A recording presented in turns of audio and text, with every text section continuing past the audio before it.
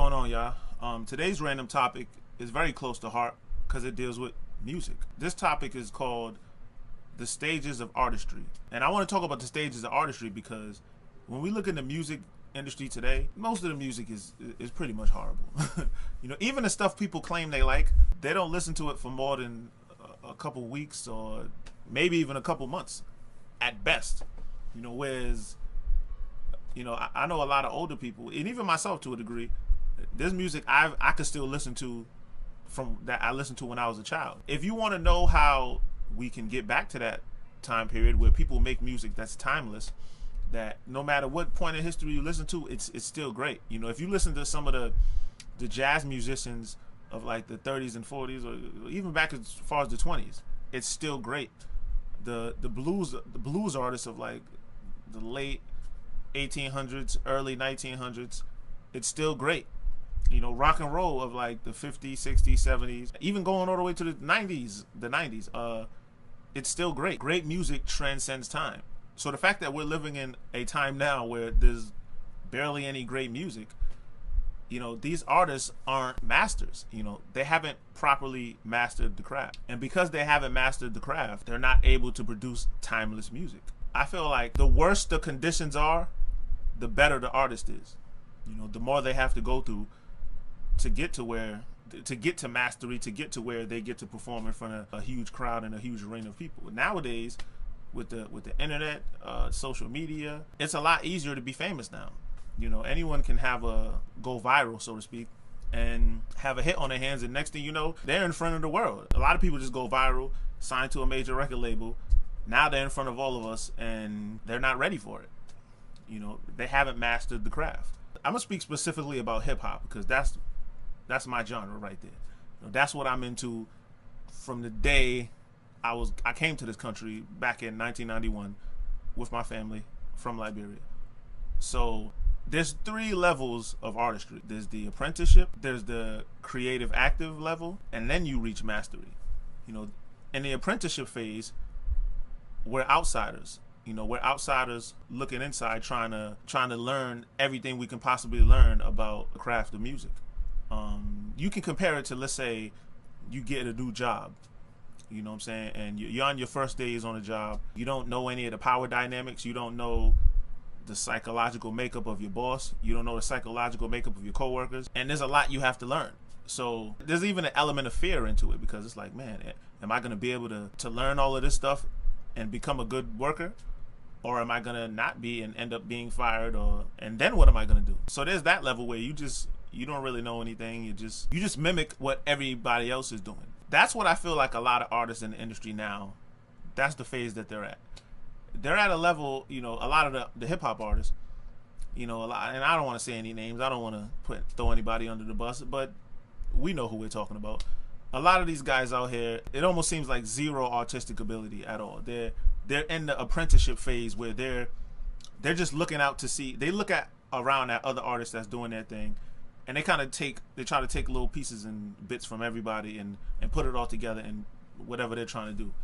And they're still outsiders. They haven't studied the craft long enough to actually put something concrete together, put something that the rest of us can truly enjoy and truly learn something from, and they're not ready to make timeless music. So the fact that an apprentice, somebody who's at the lowest level of artistry, can make something catchy, go viral, sign to a major, and then they're expected to produce, it's just not possible.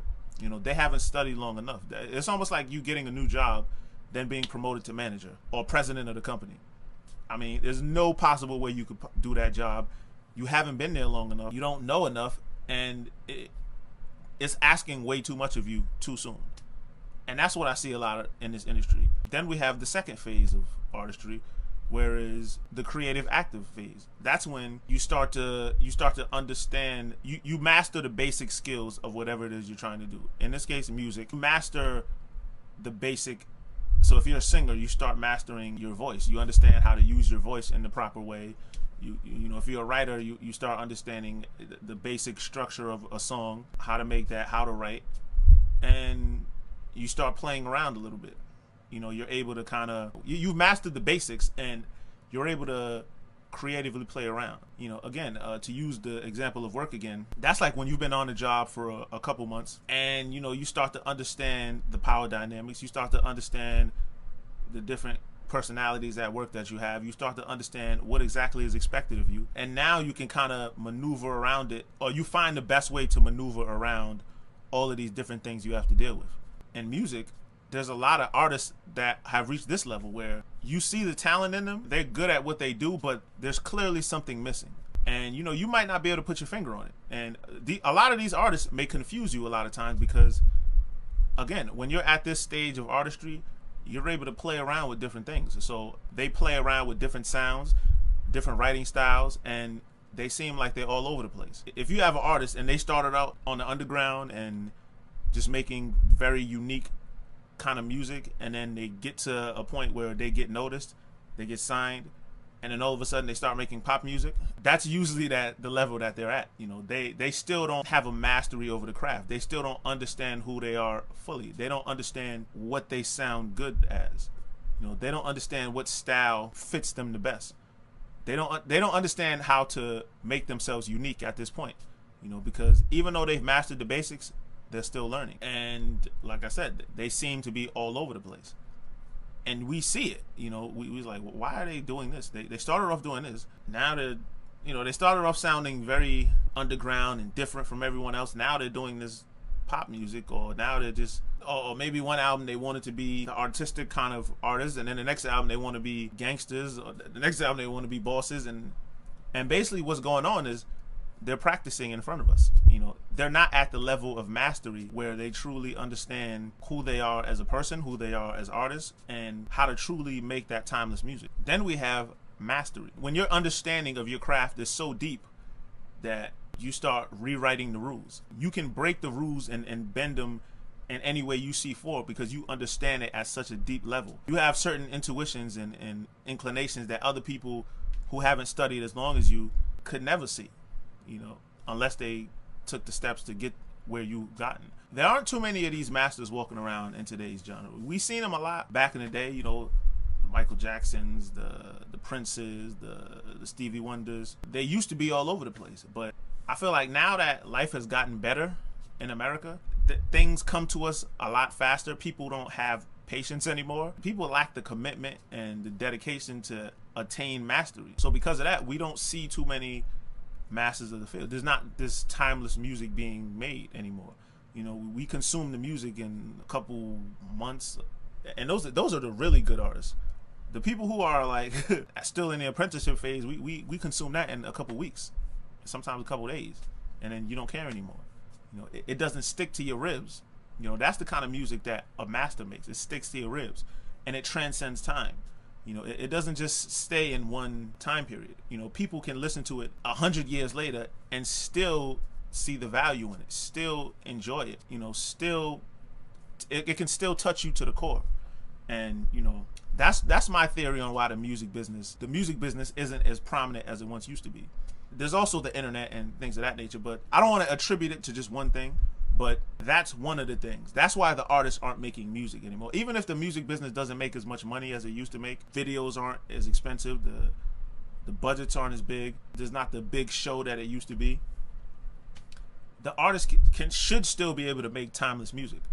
But because I feel like a lot of our generation, the millennial generation, things have been made so much with technology, things have been made so much easier for us. Not just to gain fame, but just things in general. Like, this is a time you had to be the best in your neighborhood, then the best in your city, then the best in your state, the best in your region, before you even got to a record label, you know, before anyone even heard your name. Then you had to get past the gatekeepers. They had to think you were talented, you know. So it was like a filtration process, almost like, you know, college, you know, the NBA or the NFL. You can't just say, hey, I'm talented, let me go in the NFL. You have to be the best in your high school, then the best in college.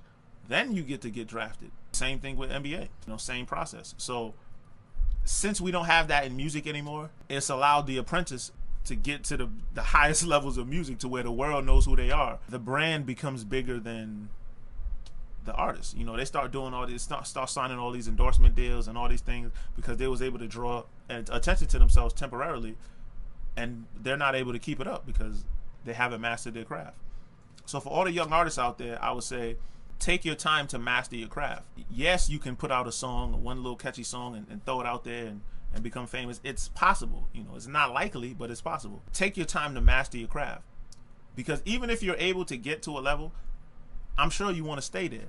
I'm sure you don't want to be going today or be here today, going tomorrow. Nobody ever remembers your name again. You know, if you are able to get to the highest levels of the mainstream, I damn sure want to stay there. So I took my time to develop my craft and develop to where I can be considered a master. Not saying I'm there yet, but I'm working towards it. And hopefully by the time I do, or if I am able to reach the highest levels of mainstream success, I've mastered my craft by then. That way I can maintain it. You know, when you see somebody like a Beyonce, that's a master of the craft. You see somebody like a Jay-Z, that's a master of the craft. You know, there's a couple names out there today that we still see. And even with her Lemonade album, she transcended. That music on there is timeless. It's incredible. And it can't be done by a novice. It can't be done by somebody in their initial phase.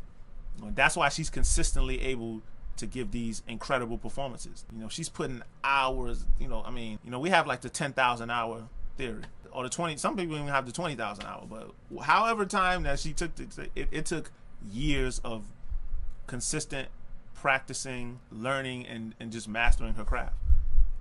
And that's the only way you can get and stay at that level. So like I said, don't go for the easy route. Don't try to, there's no cheat codes to success. Even if you are able to make it, you're not going to last. And again, why get there if you can't stay there? Anyway, that's just my little theory of how I feel like one of the reasons why the industry isn't as big as it was anymore. No one's taking the time to master their craft. Music has suffered because of it.